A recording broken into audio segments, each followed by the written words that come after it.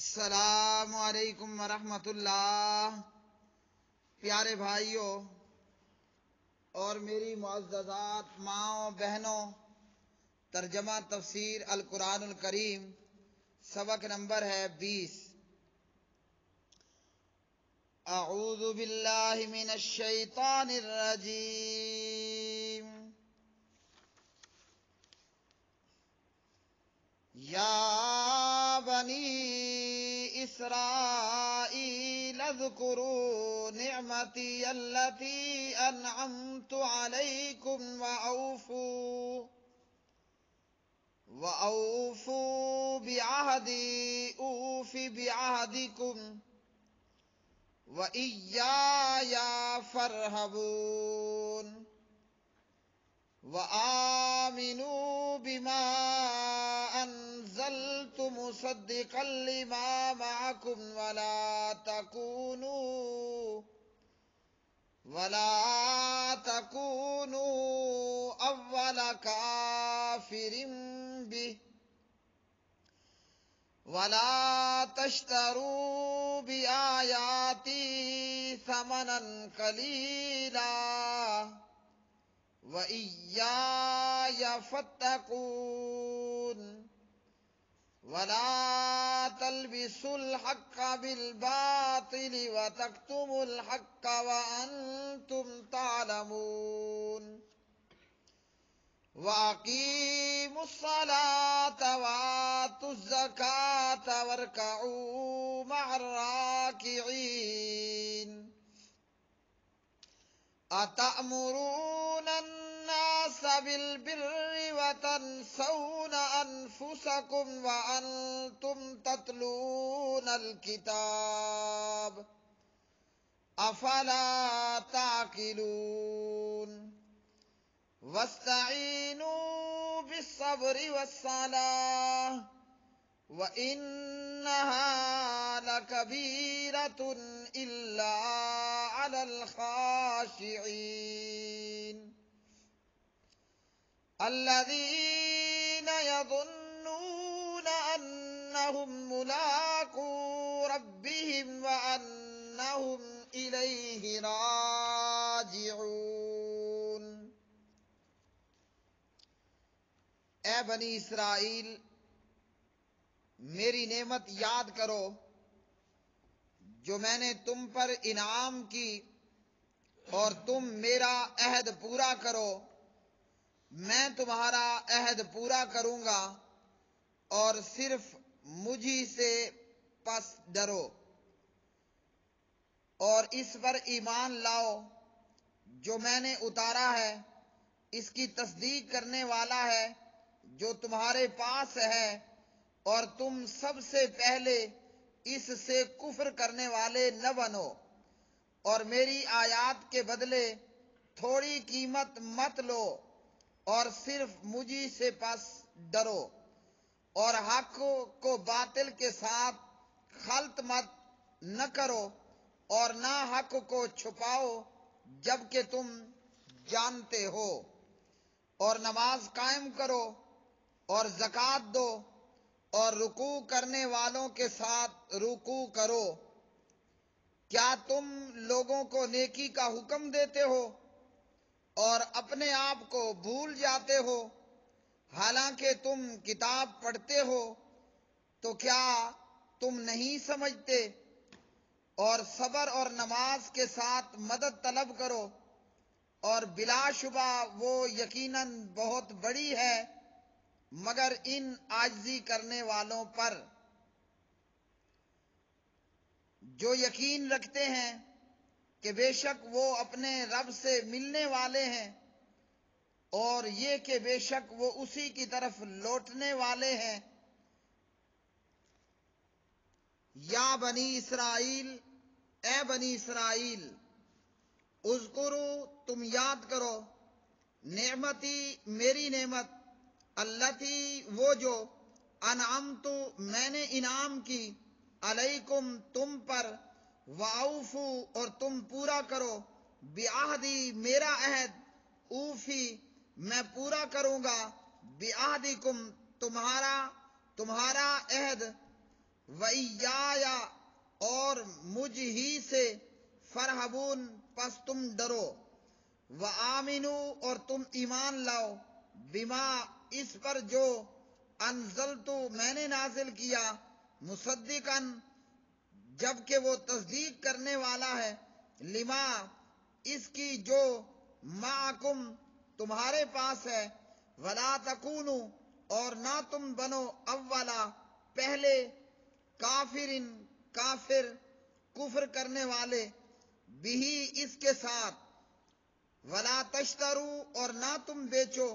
بیااتی میری آیتوں کو ثمناً قیمت قلیلاً تھوڑی میں وَإِيَّايَ اور مجھ ہی سے فَاتَّقُونَ پس تم ڈرو ولا تلبسوا اور نہ خلط مت کرو حق کو بالباطل باطل کے ساتھ وَتَكْتُمُوا اور مت چھپاؤ حق کو وَأَنْتُمْ اس حال میں کہ تم تعلمون جانتے ہو وَأَقِیمُوا اور تم قائم کرو الصلاۃ نماز وَآتُوا اور دو الزکاۃ زکوٰۃ وَارْکَعُوا اور رکوع کرو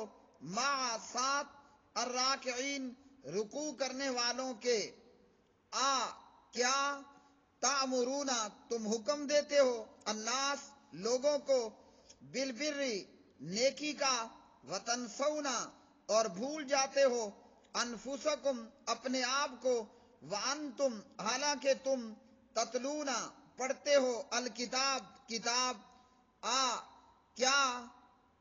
فلا تعقلون پھر نہیں تم عقل رکھتے واستعینوا اور تم مدد طلب کرو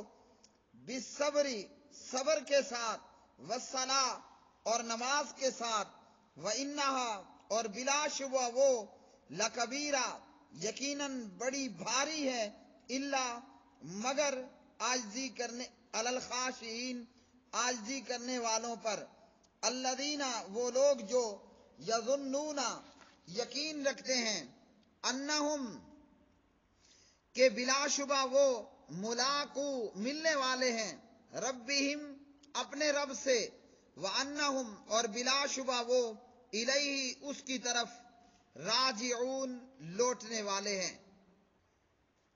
اس آیت مبارکہ میں اللہ رب العالمین نے فرمایا یا بنی اسرائیل اے بنی اسرائیل اسرائیل حضرت یعقوب علیہ السلام کا دوسرا نام ہے جس کے معنی ہے اللہ کے بندہ، اس لیے ان کی اولاد کو بنی اسرائیل کہا جاتا ہے۔ بنی اسرائیل میں پہلے پیغمبر حضرت یوسف علیہ السلام اور بنی اسرائیل کے آخری پیغمبر حضرت عیسیٰ علیہ السلام ہیں۔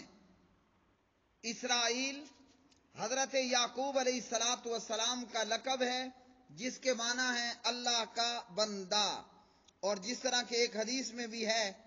عبداللہ بن عباس رضی اللہ عنہما نے روایت کیا یہودیوں کی ایک جماعت نبی علیہ السلام کی خدمت میں آئی تو پیارے نبی علیہ السلام نے فرمایا هل تعلمون ان اسرائیل یعقوب مرض مرضا شدیدا، آپ نے پوچھا کیا تم جانتے ہو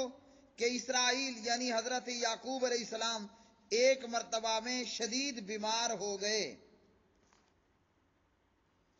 مسند امام احمد ابن حنبل وغیرہ۔ اللہ سبحانہ و تعالی نے ان آیات میں فرمایا کہ میری نعمت یاد کرو جو میں نے تم پر کی۔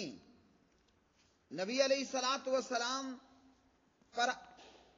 نازل شدہ ان آیات بینات میں اللہ رب العالمین نے بنی اسرائیل کو اپنی نعمتیں یاد دلائیں، اور یہ نعمتیں اللہ نے بنی اسرائیل پر کی، ان کے بزرگوں پر کی، اور اللہ رب العالمین نے ان کو یہ نعمتیں یاد کرا کر کہا کہ میرا عہد پورا کرو، تم میرا عہد پورا کرو، میں تمہارا عہد پورا کروں گا۔ اللہ نے بنی اسرائیل پر کیا نعمتیں کی؟ اللہ رب العالمین نے بنی اسرائیل پر بہت ساری نعمتیں کی۔ اللہ نے انہیں آل فرعون سے بچایا، اللہ نے ان پر من اور سلوہ ان کو عطا فرمایا، اور ان کے بار بار گناہوں کی وجہ سے اللہ نے پھر بھی ان کی توبہ قبول فرمائی، اور اللہ نے ان کے لیے پتھر سے پانی نکالا، اور اس طرح کی بے شمار نعمتیں اللہ رب العالمین نے بنی اسرائیل پر کیں۔ اللہ وحدہ لا شریک نے اپنی نعمتیں یاد کرا کر، اپنے احسانات بتا کر ان کو یہ کہا کہ میرا عہد پورا کرو اور میں تمہارا عہد پورا کروں گا۔ اور یہ عہد کیا تھا؟ جیسا کہ اللہ نے ایک اور مقام پر فرمایا، وَلَقَدْ أَخَذَ اللَّهُ مِيثَاقَ بَنِي إِسْرَائِيلَ وَبَعَثْنَا مِنْهُمُ 12 نَقِيبًا وَقَالَ اللَّهُ إِنِّي مَعَكُمْ لَئِنْ أَقَمْتُمُ الصَّلَاةَ وَآتَيْتُمُ الزَّكَاةَ وَآمَنْتُمْ بِرُسُلِي وَعَزَّرْتُمُوهُمْ۔ سورہ المائدہ۔ اللہ رب العالمین فرماتے ہیں، اور یقیناً اللہ نے بنی اسرائیل سے عہد لیا، اور ان میں ہم نے 12 سردار مقرر کیے۔ پھر اللہ نے فرمایا، میں تمہارے ساتھ ہوں اگر تم نماز پڑھتے اور زکوٰۃ دیتے رہو گے، اور میرے پیغمبروں پر ایمان لاؤ گے اور ان کی مدد کرو گے، اور اللہ کو قرض حسنہ دو گے، تو میں تمہارے گناہوں کو دور کر دوں گا اور تم کو بہشتوں میں داخل کروں گا جن کے نیچے نہریں بہہ رہی ہیں۔ پھر جس نے اس کے بعد تم میں سے کفر کیا وہ سیدھے راستے سے بھٹک گیا۔ مفسرین نے لکھا، اس سے مراد وہ عہد و پیمان ہے جو اللہ نے ان سے تورات میں لیا تھا کہ وہ عنقریب بنی اسماعیل میں سے ایک عظیم الشان پیغمبر مبعوث فرمائے گا جس کی تمام اقوام عالم کو اطاعت کرنی ہوگی۔ اس سے مراد جناب محمد الرسول اللہ صلی اللہ علیہ وسلم ہیں۔ تو اللہ نے اپنی نعمتوں کا ذکر کیا اور فرمایا کہ میرے عہد کو پورا کرو۔ عہد کیا تھا؟ پیغمبروں پر ایمان لانا، ان کی مدد کرنا، محمد الرسول اللہ صلی اللہ علیہ وسلم کی اطاعت کرنا۔ اللہ نے اپنی نعمتیں یاد کرائیں اور ان کو عہد پورا کرنے کا کہا، تو جو پھر عہد کیے ہوئے کو پورا کرے گا اللہ تعالیٰ اس کو جنتیں عطا کرے گا، اور جو عہد شکنی کرے گا اس کے لیے اللہ نے جہنم تیار کی ہے۔ اسی طرح اللہ سبحانہ و تعالیٰ نے فرمایا کہ اس پر ایمان لاؤ جو میں نے اتارا ہے، اس کی تصدیق کرنے والا ہے جو تمہارے پاس ہے، اور تم سب سے پہلے اس سے کفر کرنے والے نہ بنو۔ ایمان لاؤ یعنی اللہ کے قرآن پر ایمان لاؤ جو تورات، انجیل وغیرہ کی تصدیق کرنے والا ہے، اور فرمایا کہ سب سے پہلے کافر مت بنو۔ اس سے پہلے مکہ کے مشرک کفر کر چکے تھے، لیکن ان کا کفر جہالت پر مبنی تھا، اور اہل کتاب وہ نبی علیہ الصلوۃ والسلام کے متعلق اچھی طرح جانتے تھے جیسے بندہ اپنی اولاد کو جانتا اور پہچانتا ہے، ہزاروں سینکڑوں لوگوں کی موجودگی میں۔ اسی طرح بنی اسرائیل جناب محمد بن عبداللہ محمد الرسول اللہ صلی اللہ علیہ وسلم سے واقفیت رکھتے تھے، آپ کی پہچان رکھتے تھے، اور آپ صلی اللہ علیہ وسلم کی بعثت کے متعلق ان کو پورا علم تھا۔ تو فرمایا کہ تم پہلے کفر کرنے والے نہ بنو، جبکہ اس سے پہلے مکہ کے مشرک دیگر اہل شرک آپ علیہ السلام کا کفر کر چکے تھے، لیکن ان کا کفر جہالت پر مبنی تھا، اور اہل کتاب جو سب کچھ جانتے تھے اور اس کے باوجود وہ کفر کی راہ کو اختیار کیے ہوئے تھے۔ اسی طرح فرمایا اللہ سبحانہ و تعالیٰ نے کہ میری آیات کے بدلے تھوڑی قیمت مت لو۔ اس کا یہ مطلب نہیں ہے کہ اللہ کی آیات کو زیادہ قیمت کے بدلے بیچنا کوئی حلال ہوگا، بلکہ اس کا مطلب یہ ہے کہ جیسے اللہ نے ایک اور مقام پر ارشاد فرمایا، ان الذين يكتمون ما انزل الله من الكتاب ويشترون به ثمنا قليلا اولئک ما یاکلون فی بطونہم الا النار ولا یکلمہم اللہ یوم القیامۃ ولا یزکیہم وَلَهُمْ عَذَابٌ علیم۔ بے شک جو لوگ چھپاتے ہیں جو اللہ نے کتاب میں سے اتارا ہے اور اس کے بدلے تھوڑی قیمت حاصل کرتے ہیں، یہ لوگ اپنے پیٹوں میں آگ کے سوا کچھ نہیں کھا رہے، اور نہ اللہ ان سے قیامت کے دن بات کرے گا اور نہ انہیں پاک کرے گا، اور ان کے لیے دردناک عذاب ہے۔ یہی لوگ ہیں جنہوں نے گمراہی کو ہدایت کے بدلے اور عذاب کو بخشش کے بدلے خریدا، سو وہ آگ پر کس قدر صبر کرنے والے ہیں۔ تو اللہ سبحانہ و تعالیٰ نے فرمایا میری آیات کے بدلے تھوڑی قیمت مت لو۔ تو اس سے ان یہودیوں کو منع کیا گیا ہے کہ حق بات جو محمد الرسول اللہ صلی اللہ علیہ وسلم کے متعلق جانتے ہو وہ بغیر کسی لالچ اور بغیر کسی خوف کے، جیسے پیچھے فرمایا کہ مجھ ہی سے پس ڈرو، بغیر کسی خوف اور بغیر کسی لالچ کے حق کا اعلان کرنا چاہیے، حق کا اظہار کرنا چاہیے۔ اور جو حق کو چھپا لیتا ہے کسی لالچ میں آ کر یا کسی کے ڈر کے اندر خوف میں مبتلا ہو کر، ایسے بندے پھر ایسے لوگ اپنی دنیا بھی اور اپنی آخرت بھی برباد کرنے والے ہوتے ہیں۔ بعض لوگوں نے کہا کہ اس آیت سے کہ میری آیات کے بدلے تھوڑی قیمت مت لو، بعض لوگوں نے کہا کہ اس آیت کا تعلیم کتاب کی اجرت سے بھی تعلق ہے، یعنی کتاب و سنت کی تعلیم یا قرآن پاک پڑھانے پر، دینی علوم پر، معاملات پر اجرت نہیں لینی چاہیے، جبکہ اس آیت میں اس بات کی کوئی ممانعت نہیں کی گئی ہے، کیونکہ نبی علیہ السلام نے فرمایا ان حق ما اخذتم علیہ اجرا کتاب اللہ، سب سے زیادہ حق جس چیز پر تم اجرت لو اللہ کی کتاب ہے۔ صحیح بخاری حدیث نمبر 5737۔ تو اس آیت سے جو ہے وہ دینی امور پر اجرت لینا منع نہیں ہے، بلکہ 2 نمبر کی فتویٰ بازی یا خوف اور ڈر کی وجہ سے حق کو چھپا لینا یہ منع ہے۔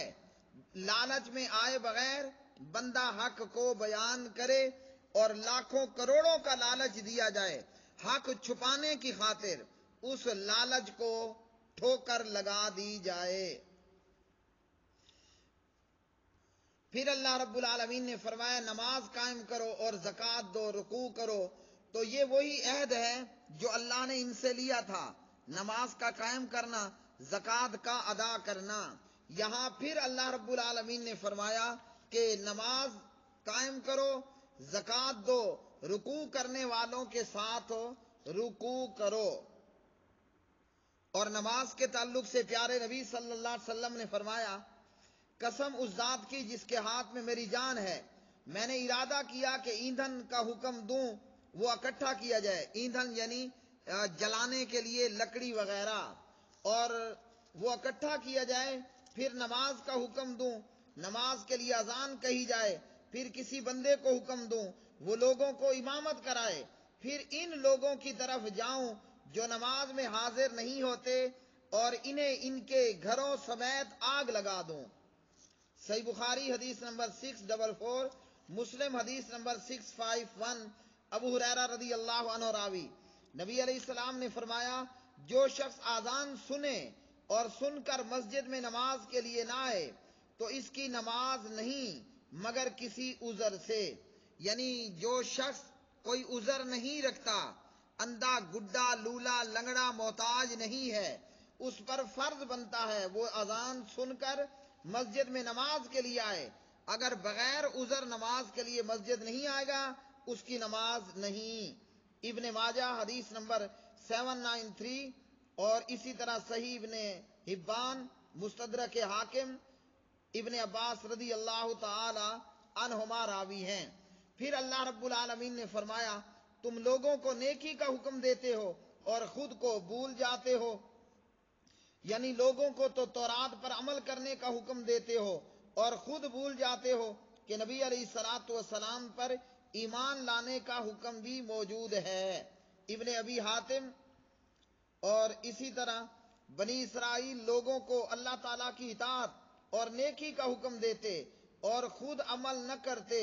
تو اللہ رب العالمین نے فرمایا کہ لوگوں کو نیکی کا حکم دینا اور خود عمل نہ کرنا یہ کسی طور پر بھی درست نہیں ہے۔ جو لوگوں کو نیکی کا حکم دے اور خود عمل نہ کرے اس کی سزا کیا ہے؟ فرمایا نبی علیہ الصلوۃ والسلام نے، قیامت کے دن ایک بندہ لایا جائے گا، اسے جہنم میں ڈال دیا جائے گا، اس کی انتڑیاں آگ میں نکل کر ڈھیر ہو جائیں گی، وہ اپنی انتڑیوں کے گرد اس طرح گھومے گا جیسے گدھا چکی کے گرد گھومتا ہے۔ جہنم والے اس کے پاس جمع ہو جائیں گے اور کہیں گے کیا معاملہ ہے تیرے ساتھ؟ کیا تو ہمیں نیکی کا حکم نہیں دیتا تھا اور ہمیں برائی سے منع نہیں کرتا تھا؟ وہ کہے گا میں تمہیں نیکی کا حکم دیتا تھا مگر خود نیکی نہیں کرتا تھا، تمہیں برائی سے منع کرتا تھا مگر خود برائی کا ارتکاب کرتا تھا۔ صحیح بخاری حدیث نمبر 3267۔ نعوذ باللہ من ذالک۔ اللہ رب العالمین ہمیں اس بات سے بچائے۔ پھر اللہ رب العالمین نے فرمایا صبر اور نماز کے ساتھ مدد طلب کرو۔ نبی علیہ الصلوۃ والسلام کو جب اچانک کوئی حادثہ پیش آتا آپ علیہ السلام نماز پڑھتے۔ ابو داود حدیث نمبر 1319۔ ہمیں بھی چاہیے کوئی مصیبت ہو پریشانی ہو نماز پڑھیں اور اللہ سے مدد کا سوال کریں اور صبر کریں۔ پھر اللہ رب العالمین نے فرمایا